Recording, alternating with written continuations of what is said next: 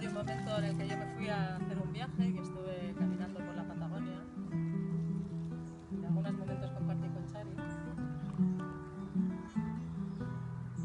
Y habla de aquel momento. Me lancé al abismo sabiendo en algún rincón de adentro que habría unas manos que me sostendrían.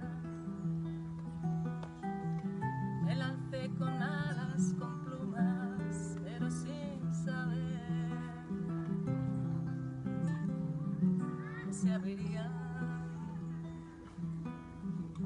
Me lancé sin pensarlo